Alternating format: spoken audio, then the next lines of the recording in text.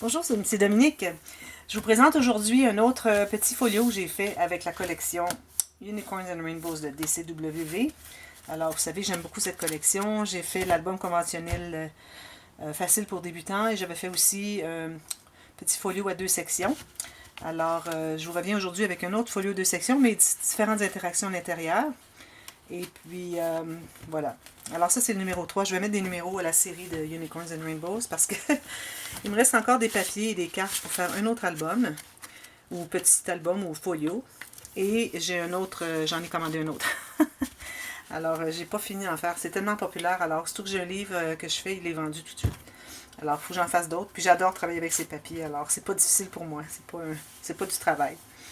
Alors voilà, excusez, j'ai utilisé cette page ici pour cette feuille, c'est-à-dire pour le dessus. Alors, mes couverts ne sont pas faits de carton de 1 mm d'épais, ils sont faits de papier cartonné 225 grammes. Et la façon que je fonctionne, comme vous avez vu le folio à deux sections, qu'on a un morceau de plus large, peut-être 2 cm plus large autour, et c'est rabattu collé derrière, c'est ce qui donne la rigidité. Alors, c'est la façon que j'ai fonctionné pour celui-ci aussi. Alors ici, j'ai un petit gland fait avec du tulle que j'ai eu à un très très gros rabais.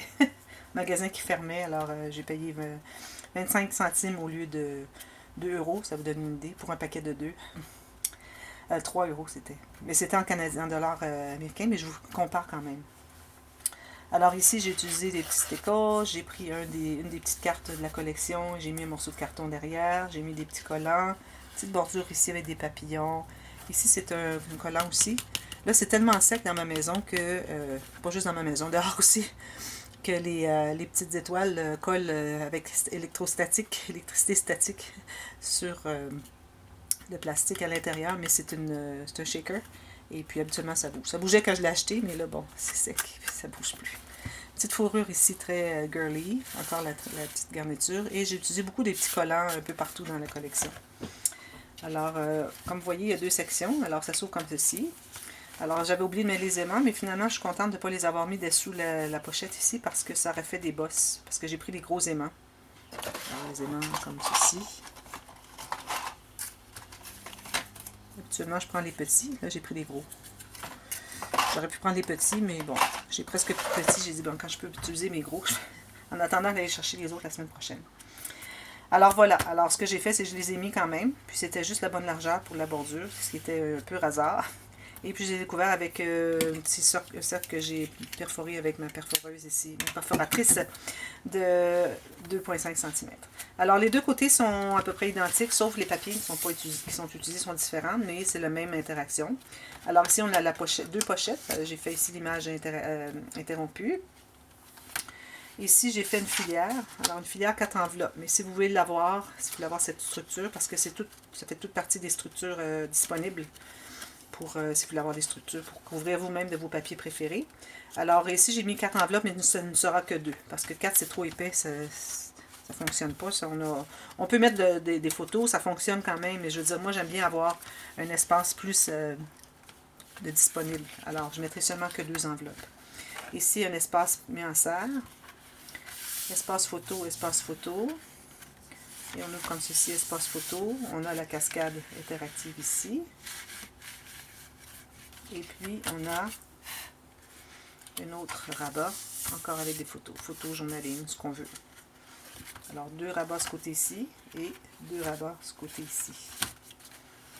Alors, ici encore l'image interrompue. J'ai mis une petite carte ici pour briser un peu le verre qui était très omniprésent. J'ai utilisé des bordures ici, je trouvais que ça faisait bien joli. Ici encore les 4 enveloppes, alors ça ne sort que 2, avec une petite pochette. Ici, espace pour mettre en serre. Alors, vous n'avez que les rabats à ce moment-là quand vous faites, si vous l'achetez. Mais vous avez aussi la cascade interactive qui est déjà installée. Alors, vous avez ça ici. Ça accroche un petit peu ici. Mais ça va, c'est correct. Et ça ouvre encore comme ceci. Alors voilà, j'ai pensé que ça serait un thème intéressant. Tout simplement, comme ceci. Structure facile à réaliser, album pas trop compliqué, pas trop d'interaction, que des rabats et des pochettes.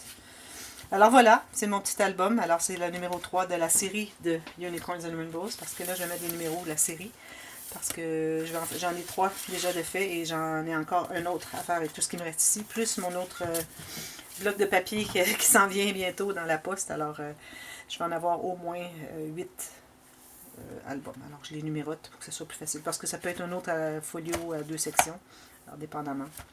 Alors voilà, merci d'avoir regardé. N'oubliez pas de vous abonner si ce n'est pas déjà fait. Vous avez plusieurs tutos express, des tutos de séries, des séries tutos, c'est-à-dire d'albums, que ce soit facile ou plus complexe.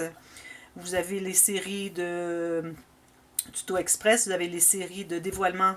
Alors, toutes les playlists que vous pouvez voir. Séries de dévoilement. Vous avez aussi les séries de structure d'albums que vous pouvez commander. Alors, il faut venir voir ma chaîne, il faut s'abonner et puis n'oubliez pas de cliquer sur la petite clochette juste en bas ici, parce que là, avec ça, ça vous avise aussitôt qu'il y a une nouvelle vidéo. Mais je peux vous dire qu'il y en a une à tous les jours pour le moment, pour les prochains mois encore, sûrement. On verra dans le futur, mais bon, idéalement, j'essaie d'avoir une vidéo par jour, au moins, minimum. Alors, voilà, et partagez dans les réseaux sociaux, n'oubliez pas, parce que c'est très important pour moi, pour m'aider pour ma chaîne, que ma chaîne grandisse encore plus. Merci beaucoup à tout le monde de regarder et tous ceux qui sont abonnés, ceux et celles qui sont abonnés. Ça fait une différence. Merci beaucoup. Bye bye.